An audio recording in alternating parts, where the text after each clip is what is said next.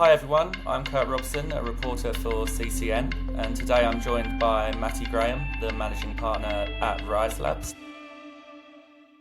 Just to start, I kind of wanted to go back to the early days because I know you were an early investor in crypto, and I wanted to know back in 2013, how did it all begin? Sure. Crypto had been on my well, Bitcoin at that point had been on my radar since about 2010. And I guess for me, it was getting slowly more involved and then kind of all at once. The all at once moment wasn't until later, 2015 or thereabouts. But in between 2010 and 2013, I guess I started to become a little bit of a hobbyist. In fact, I remember a few months ago, I looked back, I was just curious. So I went back and looked at some old emails. So I found one, for example, from 2013 where I was just randomly emailing people within a geographic radius of me that had already attained some prominence in Bitcoin circles and was just like, hey, I have some questions about Bitcoin. You're one of the guys in this region. Can got time for a coffee? Things like that. I do remember that. I remember I looked again a couple months ago, and it was kind of funny seeing that some of them just straight up didn't respond. Those people are long gone, and I'm here anyway. But it was just kind of intellectual curiosity, starting as a hobbyist, little by little kind of thing. And then at it's post Ethereum, that was the moment for me when I knew I had to be fully involved in every way. Before that, it was very much intellectual curiosity because I never really identified with the Bitcoin maximalist Austrian economics, very hardcore libertarian type worldview that never really resonated with me, which is probably why I didn't get fully involved earlier, basically. What stuck out to you from the founders that you spoke to or the developers? I think um, what stood out more than anything else in very early days was a feeling that these people are nuts, to be Yeah, honest, right? Which is not an insult, actually. I think that's a function of any kind of like revolutionary technology or movement, whether it's tech or not. If you look at the people involved in early days, very naturally, of course, they're going to be zealots. Of course, they're going to be a little bit crazy. I mean, does anyone seriously think that the experience of talking to Wozniak in the mid 70s would be normal? Or even Steve Jobs? Of course not. Like, if you talk to Steve Jobs in the 70s before he had his money, like before Apple Computer, I'm sure it was like talking to a crazy person, right? Like, for sure, right? yeah. So I think that's honestly a bullish signal when you find that kind of thing. I have a buddy of mine who knew Jack Ma prior to him starting Alibaba, and he said something similar. There was a brief period of time so Jack had a business venture, internet related, that cratered. It was not successful. And then after that period of time, he went and worked for the Chinese government for a little bit. And then he left and founded Alibaba. I have a friend of mine who is a Canadian diplomat who knew him during that period of time. He had meetings with the Chinese government, with their tech people. And so it was basically like with Jack Ma's at that time, boss's boss, that kind Yeah, of yeah. thing. So he's on his way to this meeting, and Jack like pigeonholes him, like just like physically like corners him. And he has no idea who the guy is. And so Jack introduces himself, and he says, I swear to God, he immediately started ranting and raving. This is mid 90s, ranting and raving about he swears this is true. And honestly, I believe him. He said, Jack started, this guy, Jack, I'll never forget it. Turns out, Jack Ma starts ranting and raving about the internet. Like he physically corners me and starts talking about how the internet's going to change everything. And he says, it was one of the weirdest encounters I've ever had in my entire life. It was Jack before he became famous. He says, I remember thinking, first of all, how deeply strange it was, but then I remember thinking, this guy is either going to end up like in a mental hospital, homeless, in jail, or a billionaire. One of those four things. Turns out it was billionaire. But so I think this is something that a lot of it's a personality archetype. Talk to someone like Elon Musk again, right? Like Elon Musk without his money is a crazy person, right? Mm. So a lot of the people in those early days, a lot of early crypto people. So I remember I met with Li Xiaolai in 2013. He was also a little bit strange, right? But these people are fascinating me. I would fascinating to me. I would absolutely love to meet the 2025 equivalent of those people. They're probably working in AI, frankly, but it's just an unbelievably interesting archetype. But they're nuts. They're of course they're nuts. You know, So you don't think that culture has followed through to today? Has that culture died out in 2013, or is like the everyone Bitcoin still? maximalist culture. I mean, it's still here, but it's less. It's very much on the fringe. I think probably it's best represented by Michael Saylor. But I mean, that archetype is a zealot. It's a very important type of person, but I don't necessarily think they are front and center for crypto today. It's a little bit of a different type of crowd. That's probably more of an AI type person today. Well, we will come on to AI, but I wanted to talk to you a little bit about stablecoins today. Sure, yeah. That's one of the best examples of PMF that we've ever had. I think we've had probably three so far in this industry, obviously, I mean.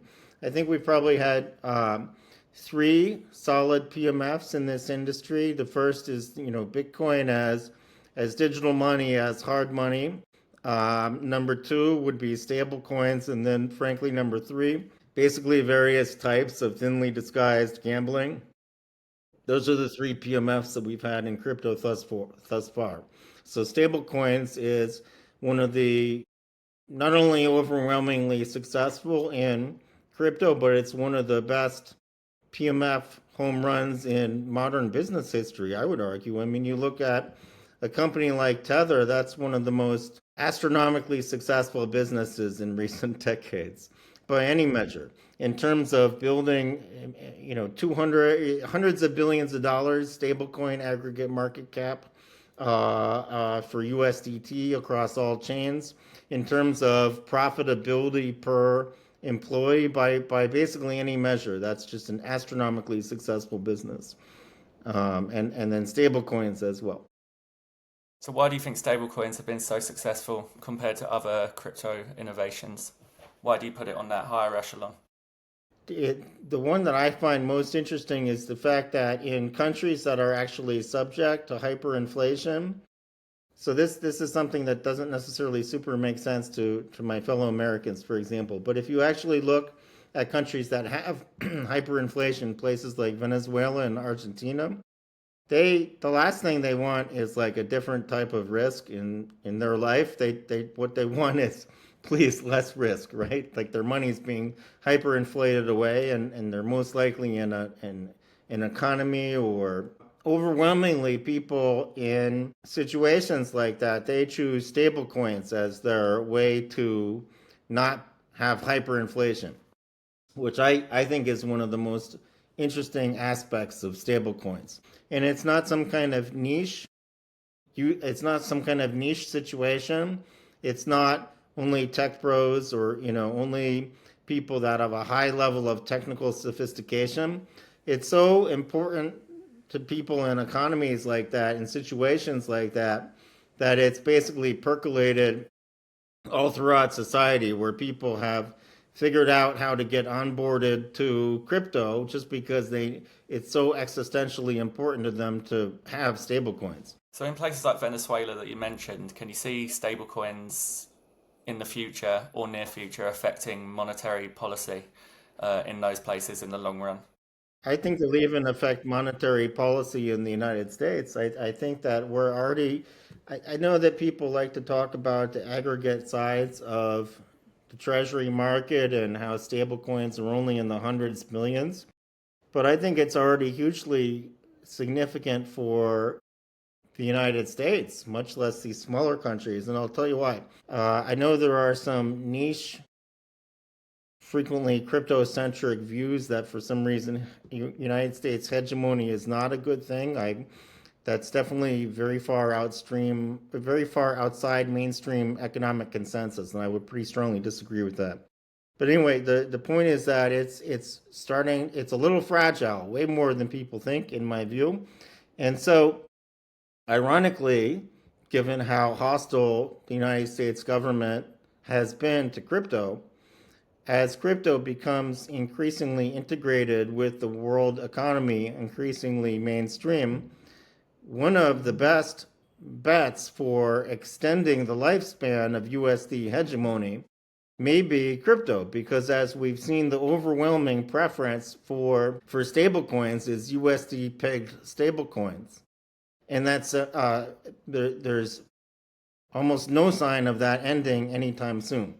In fact, for many years, there have been a wide variety of people trying to make non-USD pegged stablecoins happen, and just nobody wants it. People have tried all kinds of pegs, whether it's the renminbi or gold or all kinds of different stuff. Nobody wants that. People want United States dollar pegged stablecoins overwhelmingly. Little sign of that changing anytime soon, even while in fiat world, increasingly we're seeing these little signs that USD hegemony actually is quite fragile. And again, I would suggest that it's very substantially more fragile than people think. And speaking on that, how should projects, do you feel, balance the need for regulatory compliance with crypto's ethos of decentralization, and where do you kind of fall on that Oof, scale? that's a complicated one. I mean, I think, that's a very, very tough question, and there's a lot to unpack there. I would, the first thing that comes to mind for me is I think it's a little bit unfortunate that because we have, on a backward-looking basis, had such a hostile regulatory environment in the United States towards our beloved industry. I think it's really quite unfortunate that the companies and projects both that have been made the most sincere and extensive attempts to be compliant have been some of those that have been hammered the most. I think ultimately it's a risk assessment, and you got to make an assessment. It's not a given that the United States is going to be your primary or target market, and you have to kind of assess the landscape and what are the risks for your particular type of project or product. What I've learned and what many people have learned is, as if you think of it as a moral issue, or you're doing the right thing or whatever, that's probably not a realistic or valuable or pragmatic framework, especially because so many people that have tried to be good actors in the past, with especially the United States government, have really, really experienced a lot of pain from that. Moving on to the crazy world of AI. I know you've said that AI agents are going to operate above multiple layer ones. We talked previously about the PMFs that we've had thus far, and we've had only a few actually in crypto, right? The interesting thing is that I think it's I think it's really a straight shot for AI to be a new PMF for crypto in really a substantial way. To me, I think that the base case is that all of these different AI agents or economic actors will be, in one way or another, exchanging value of some kind. Ultimately, that's going to be an economic issue. They are gonna have to be making transactions, microtransactions, whatever it is.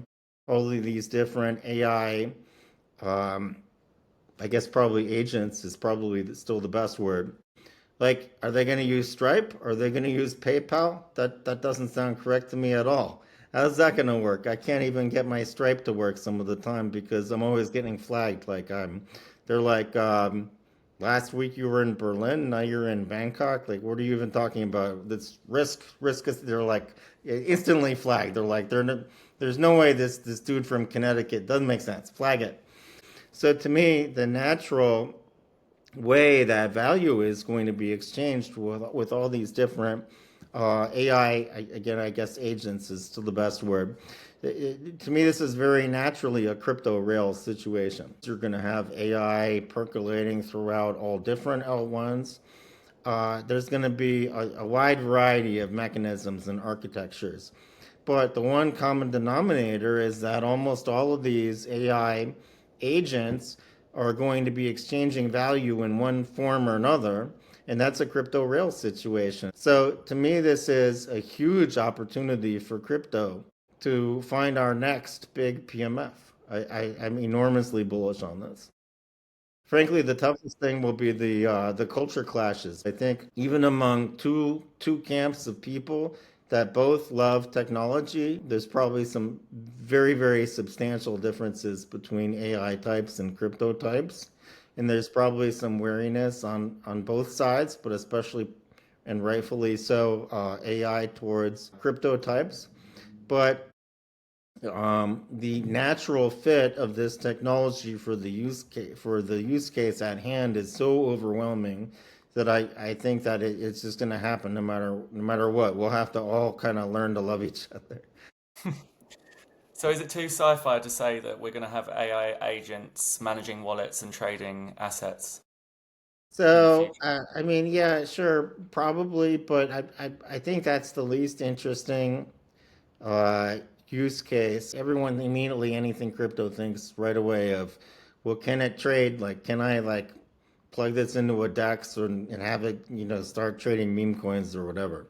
But I mean, yeah, probably, sure. To me, I think it's much more interesting to start thinking about AI being able to what it will look like when AIs hook up to all these different information repositories. What does it look like when we have an AI digital twin and we can start offloading work to that? When I can hook it into my Google Calendar, my Gmail, my Notion, my document repositories, my ChatGPT, and it's building a digital twin of me in my head because sometimes people fat finger my name and they accidentally type Marty. So for some reason in my head, my digital twin's name is Marty. Anyway, so what Fantastic. does it look like when I start giving Marty stuff to do? Marty, go.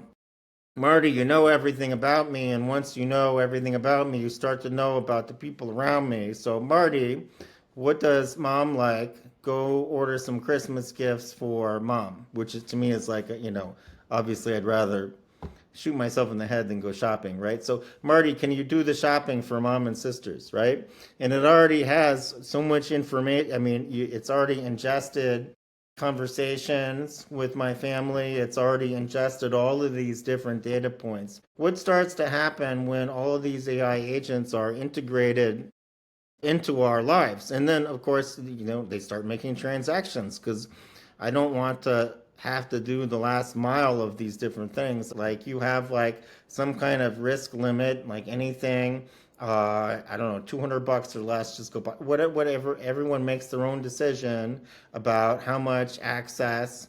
The AI, obviously, this is going to be architected in many different ways, but you can imagine there's some kind of, if it's X number of dollars or less, just go do it. But all these are going to happen in B2B and B2C and C2C in a myriad of different ways. And all these, it's going to get super fun and it's going to get super interesting. And in my view, it's going to be way more important and also interesting than just having our AI agents trade shitcoins.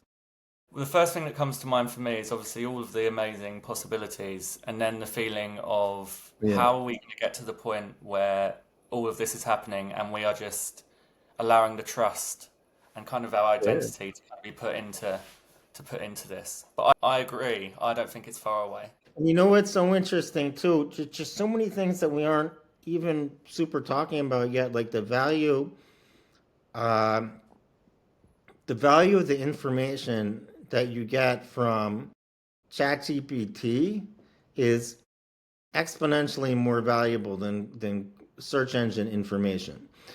Would you rather have some, because I know I have an answer to this. Would you rather have, like, if somehow your Google search history for 2 years or your ChatGPT, do you use ChatGPT most, or what's your LLM that you use most?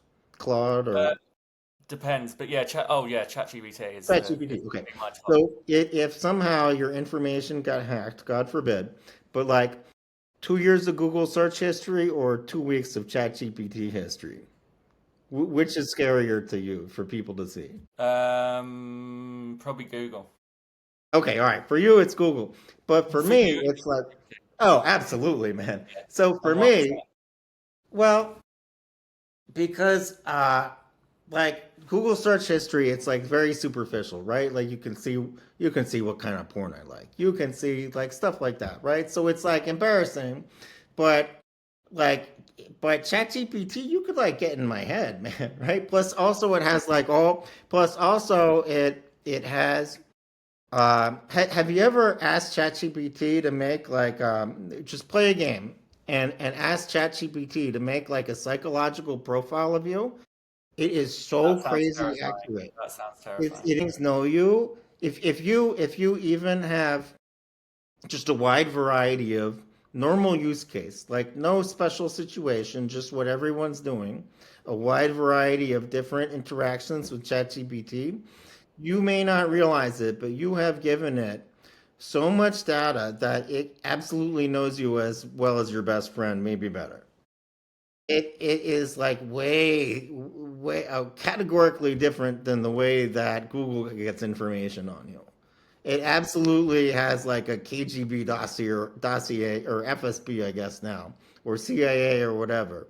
It absolutely has like a dossier on you. If you ask it to like, it will actually freak you out. If it is scary if you ask it to do it. And I'm not talking about any kind of special situation. I'm talking about just the way people use this stuff. But like, it can really analyze. It's scary. So the level. So if you want to be embarrassed, yeah, Google search history.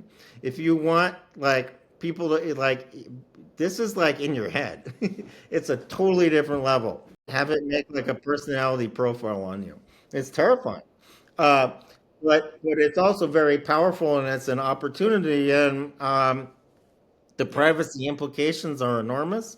But also that means that, again, circling back to digital twins, that also means that we now have the opportunity to have digital agents or actors or twins that can represent us and help get things done in the digital world. And I'll make this my last question as we've gone over, but it's been a great, it's Yeah, been for sure. Okay. the Hope I didn't so, reveal too much just now. no, I don't no, know. not at all. I cannot wait to go on ChatGPT after this. My answer would have been Google because my instant thought was so Mm. much embarrassing stuff, and I Yeah. find myself with ChatGPT holding back a little bit because of the fear of Yeah. AI, just a little bit. Oh, okay. I You guess start maybe I talking, don't hold back with but ChatGPT. when you start talking about how it knows how you type, and I've taken pictures of food and been like, can you tell me how much calories are in this? They would easily Yeah, be able to for know sure. like Yeah. my meals, etc. Yeah, yeah, Um, yeah. Yeah, I do but do you similar things. Yeah. yeah, but do you feel like the regulation is going to be able to catch up? Europe. I tech people love to bash European regulation, but they keep people safe over there, Yeah, you know. it's And fast. but like, I think the a perfect example of how American regulation is not going to be able to keep up is um, the recent somewhat controversial M&A deals in Silicon Valley.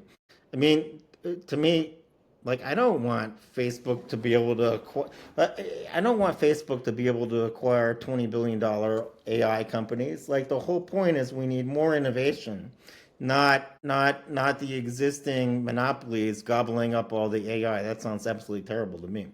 So Yeah, we are already clearly not able, as these recent examples show, we are already clearly not able to police the existing monopolies, expanding their monopoly power into new domains. That's just one example. I think there are probably already many examples about how certainly American regulators can't keep up. It's not in our DNA in the United States. Well, that was a brilliant convo, and I really appreciate you joining us today. Thanks so much. And thanks for listening, everyone.